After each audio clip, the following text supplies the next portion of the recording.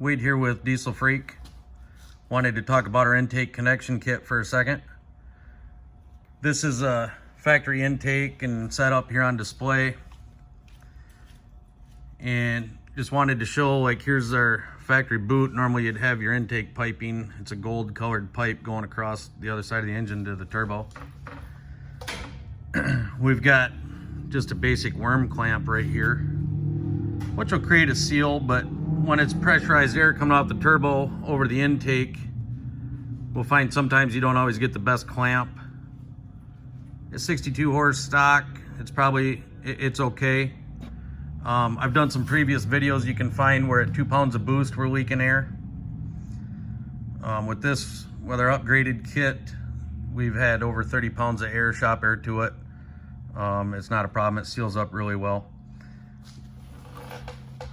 If I take the boot off, the factory one, we've got a 2-inch pipe here.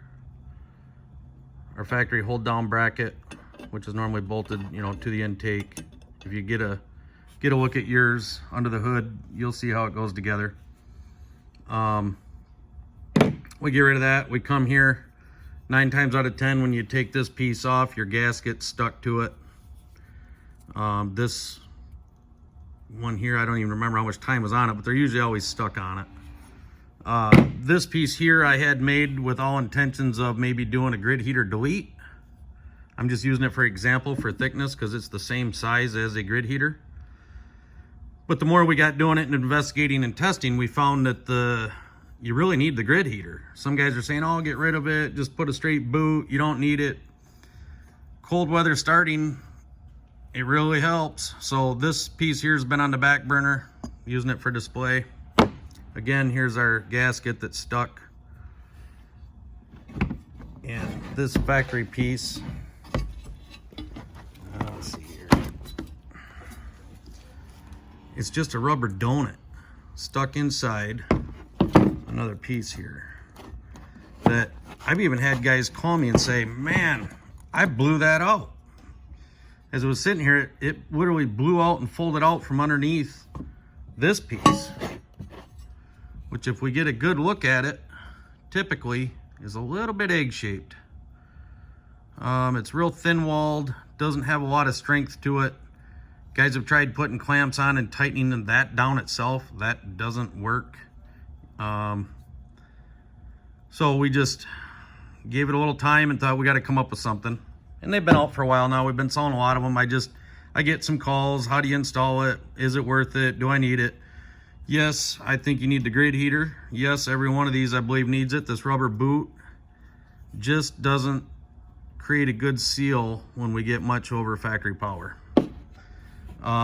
This piece here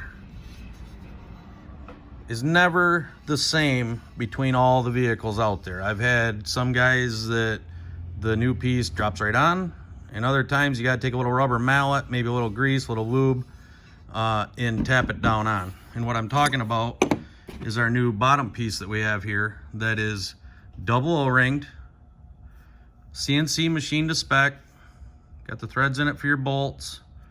Everything's true, everything's flat, everything's perfect. It took a while to revamp this and get this designed to where this fits on, almost every single one. This one, it's a little more snug. You might have to play with it just a little bit. Get my other hand, I'm actually right-handed. There, snap down on. Now that thing's got and it'll still twist and turn. It's got a good tight seal. The ones that have been a little bit looser, believe it or not, that double O-ring design, when you get under air pressure, it will seal. There might be more coming to market here soon. I don't know, but that's a design that we've used in big truck applications for years. We put it in with this design, found it works. There's probably going to be a copy and paste coming somewhere. That happens, you got to love the American market. To buy and put a patent on this would just cost a fortune, wouldn't be worthwhile. We include new gaskets because, like I showed, a lot of times the old gaskets just don't always come free. I'm just using this for display. For display purposes, you'll have a wire on this side and a wire on this side. to give it power.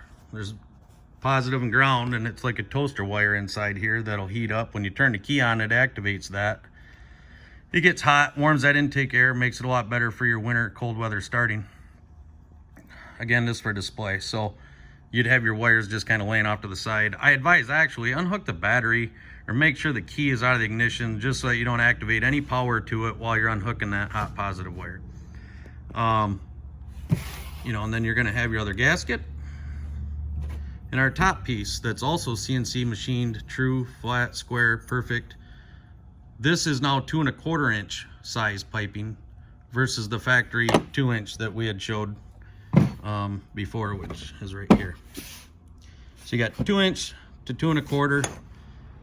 Bigger, better airflow design for one, but for two, if you decide later to go to a charge air cooler or bigger piping off the turbo over the intake, you've already got the 2 1/4 size that works just wonderful. Everything is now true, flat, tight, no boost leak. It works with your factory hold down bracket. Put it back in place, bolts in tight. Your new boot, we send a 4-ply silicone boot with it.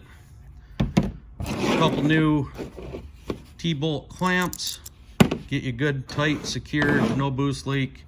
The boot, it's hard to have perfect on every one. Believe it or not, even though that pipe comes across the front, it should be the same, identical on all these vehicles, but some are a little bit different. I found on the front of the valve cover, there's 2 bolts that hold down the pipe. Loosen those, lift the pipe up a little bit. This is 2 inch on the one side of your factory piping, 2 1/4 on the other. You can get it down here in place. What you may have to do is take yourself a razor knife and cut off maybe a 1/2 inch or something like that to get it down on far enough that you can create that connection with your factory pipe. And it's okay to cut it and just leave yourself enough room that the width of your clamp can still get a good bite on it. So if you look at the inside of that, you can cut quite a lot off before you don't have a good flat surface to get your clamp on to create that bite and that seal. Pretty straightforward application. I think it works well.